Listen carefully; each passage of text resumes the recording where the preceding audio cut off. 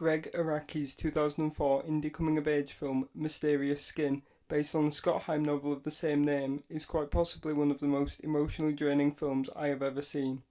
Its content is harrowing, its themes and topics of discussion are provocative, its message is important, and I cannot stress how much this film isn't for the easily offended or shocked.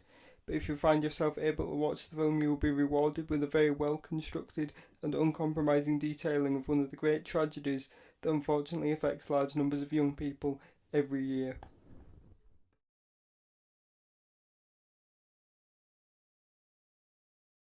The film stars Joseph Gordon-Levitt and Brady Corbett as two young men living in a small village in Kansas in the early 1990s and centres around the connection the two, otherwise very different characters have with each other. Gordon-Levitt plays Neil McCormick, a gay prostitute who sells himself specifically to older men, and off the rails, anarchic force on screen, Gordon-Levitt plays this role to perfection, arguably one of his career best performances. Everything about him is believable, and nothing about this character feels forced or is typical with material like this, or over sentimental. It's a strong performance that really anchors the whole film. Corbett, on the other hand, plays Brian Lackey, an almost asexual recluse haunted by the memory of the night when he was 8 years old, waking up in his cellar with a bloody nose and hours of his life completely missing. Believing this to be the result of alien abduction and experimentation, he goes on a search for the truth, which leads him to cross paths with Neil McCormick. Again, another incredible performance. Corbett really manages to convey this glassy, introvert character with startling believability and incredible sensitivity. Much of the early film is centred around the key childhood moments of the two characters. In the case of Brian, it's the night of his memory loss and the beginning of his emotional and physical troubles, as we see him struggle with night terrors and blackouts. It is Neil's story, however, that is perhaps the most shocking, because we see the sexual abuse he suffers at the hands of his baseball coach, played by Bill Sage. It is these scenes that will perhaps cause the most discomfort among the audience because of their content, although I would like to point out that the children featured in the film were well protected during the production, with altered safer scripts, and they were never on set with the adult actor during these encounters.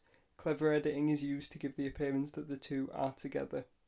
At its core, Mysterious Skin is a coming-of-age drama, using this horrific experience as its centre, and it hits all the beats a great coming-of-age drama should do.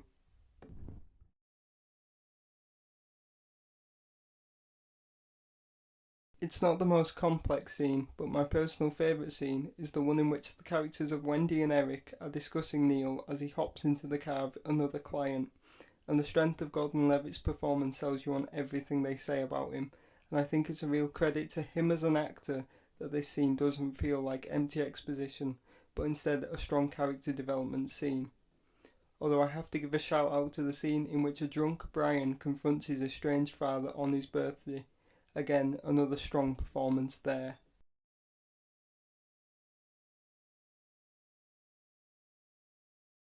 Greg Araki's Mysterious Skin isn't for everyone. Its subject matter is such a sensitive topic for many that I completely understand why anyone would feel uncomfortable watching the film from the outset, and I will throw a disclaimer out because of the strong sexual content and brutal rape scene.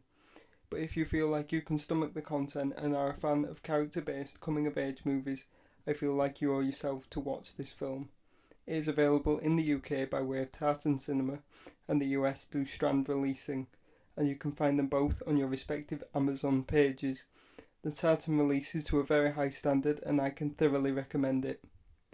And for a more in-depth analysis of the film but with a casual atmosphere, why not check out the Off the Shelves review of the movie that I will link down below. If you've already seen the film, let me know what you think in the comments below, and if you've seen a film that hasn't gotten the recognition it deserves, why not spread the word. This has been a Centre for Ants with Movies You Might Have Missed.